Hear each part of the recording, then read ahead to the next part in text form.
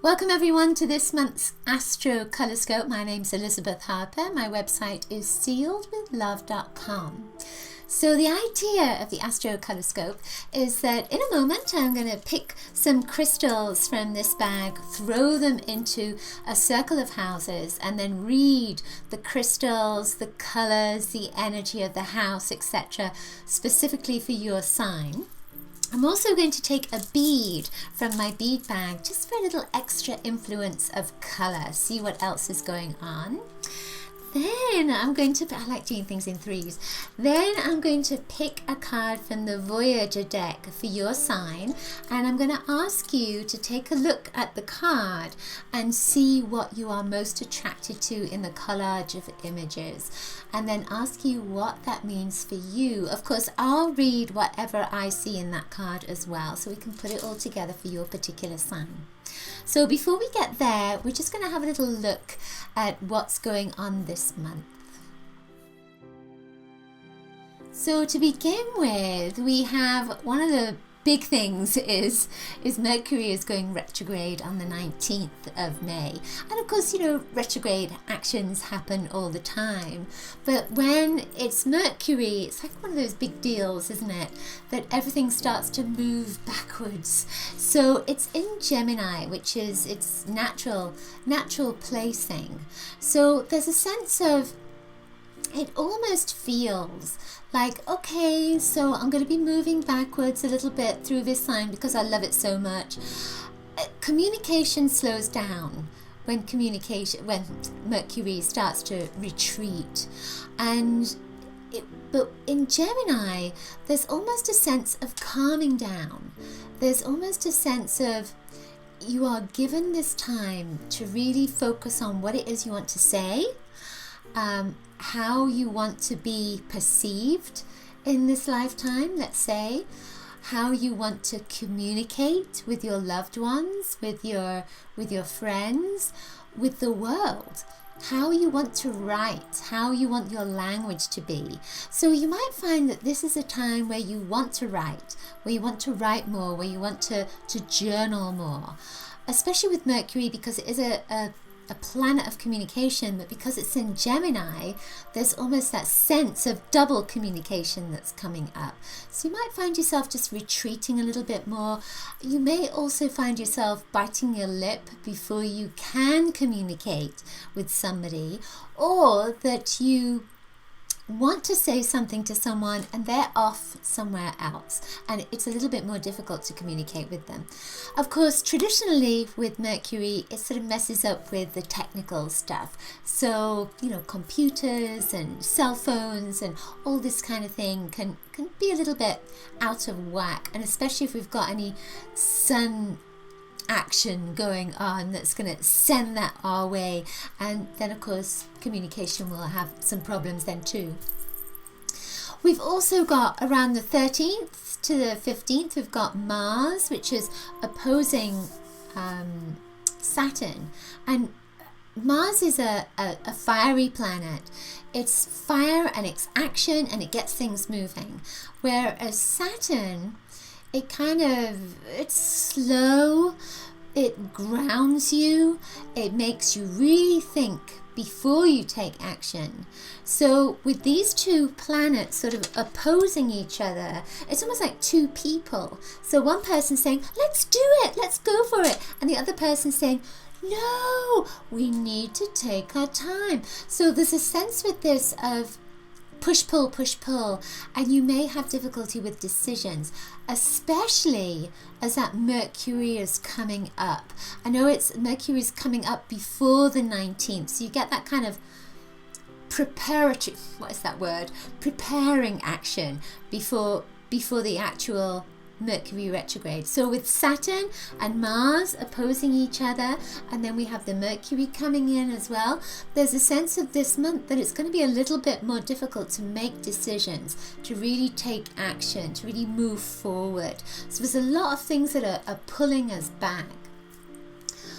Towards the end of the month, there's Mars again square Neptune, and Mars is the fiery energy and Neptune is the watery energy, but Neptune it links with your imagination, with that vision. You know, it's a Pisces energy, so we can go off into la la land, whereas Mars wants you to get moving.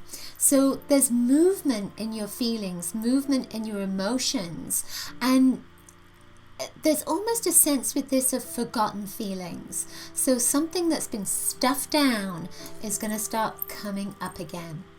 This is perfect because of that Mercury retrograde, because we are going to go more inside of ourselves, communicate with ourselves, communicate with our emotions. So I can feel that coming up in me as well, which is kind of interesting. So there's a sense of, this is a wonderful month, but we're going very much into ourselves and we're bringing stuff out. And then we're going to be thinking about how to move forward. Am I ready to move forward? It's going to be a little bit slow, but there's a lot going on internally. So, okay, let's get on with your birth sign. Let's get started.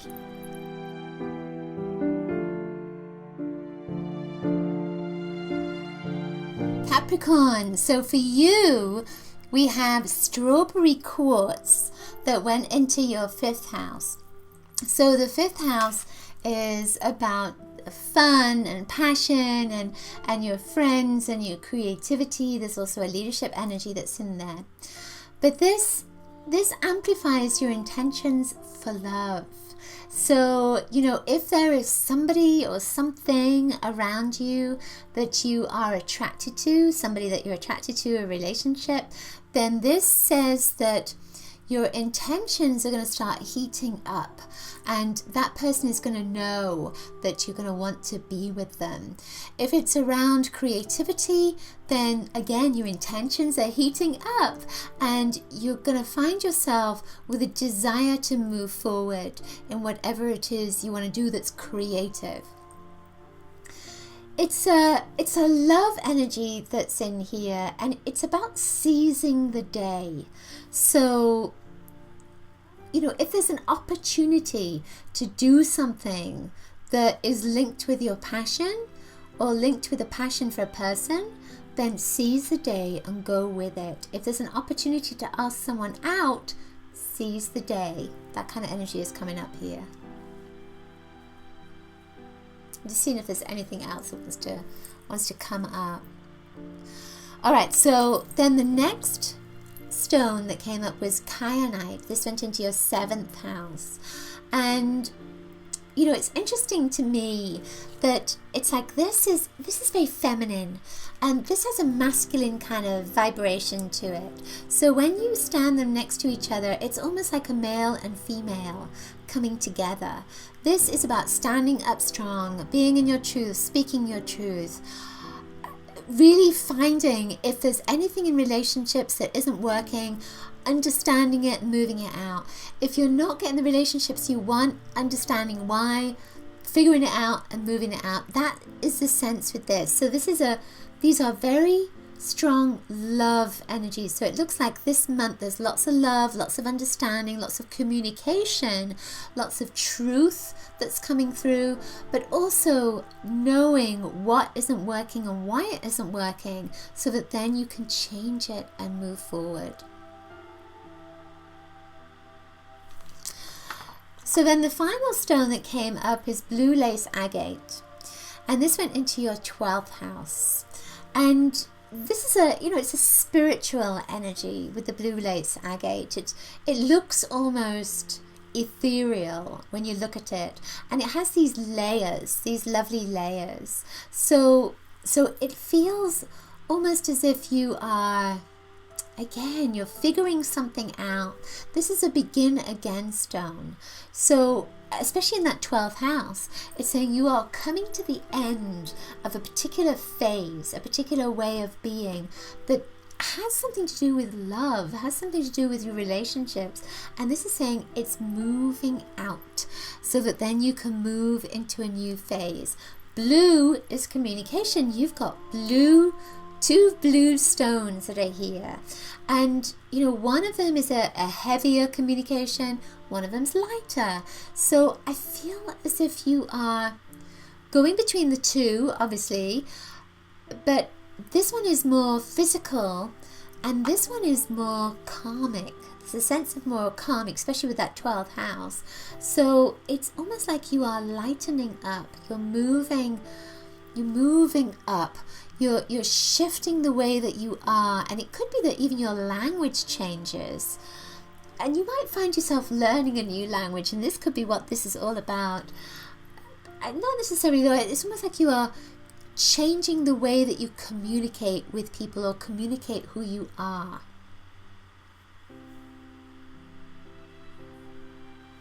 I feel like there's something else that this stone wants to tell me. And you know, it's a blue stone. It wouldn't normally be about money, but it feels like it's about money, and it feels like it's about your wealth and growing your wealth. And there's a sense that it's saying, don't spend everything all at once, to save, so that, you know, it's like those layers, just like the quartz there, to save money, to put it away for a rainy day. That if somebody is trying to get you to invest or trying to get you to spend money, be wary. That's the sense of it. Find out more information. You need more light. You need more information. Okay, that's it. The message left as soon as I put that out. Love how that happens. So now this bead is the color, the influence maybe of your month, and it's a kind of coral color, and the coral has orange and it has red in it. So red is about movement, orange is a highly emotional color. So I feel that with this, it's saying that there's going to be a lot going on around your emotions. There's going to be a lot that's going to be cleansed, but you're also going to find that there's a lot coming up that doesn't always feel good. And it may be that you are not always on the same page as a particular person, let's say, especially with this color. And there is a sense of maybe someone around you that has been saying something to you that has been hurtful, and now it's time to change that energy, change that vibration, move in a new direction. Yeah, I just feel like all of this it's about standing up for yourself and standing up for your rights and standing up for what is right for you, what feels right for you, and speaking your truth as well. And that's, you know, for everybody, we have that. But for you, especially with Mercury being retrograde from the middle of the month until the middle of June, you have this opportunity to go inside of yourself and really find that strength, really find that voice, and communicate who you are. And I feel that something's going to change with that as soon as you do that. So the card for you is the Sage of Worlds. It's Master. It says it's called Master. So take a look at that. See what you're most attracted to. And then ask yourself, what does that mean? What does that mean?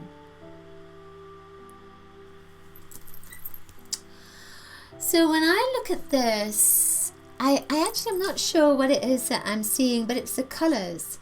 It's the colors back there, and it's gold and it's red. And gold and red are colors of I am. So the red is linking in with the earth, the gold is linking with your solar plexus, and that is your power center. So I feel that you're going to find this person within you, the I am. You're going to find your power, and you may not completely vocalize that power. It's okay. Just begin. Just let a few words out that connect with that power, and you will feel empowered, and you're going to feel really good about it. Okay, that's it for this month's Astrocolorscope. Hope you've enjoyed it. Do remember to subscribe to my love letter and grab your free colour kit at bit.ly/colour kit. You can find out your true colours. Also, please leave me a comment below. Let me know if the messages resonated for you. And remember, I have my own store. I have lots of goodies in my store. This is one of them. That's store.sealedwithlove.com. And the final thing is, if you want to train with me, come to one of my play shops. I will be teaching an intuition play shop at the Omega Institute in July. You can find out more about that in my love letter. Okay, I will see you next week with the Colorscope, crystal Colorscopes, right? Lots of love. Bye.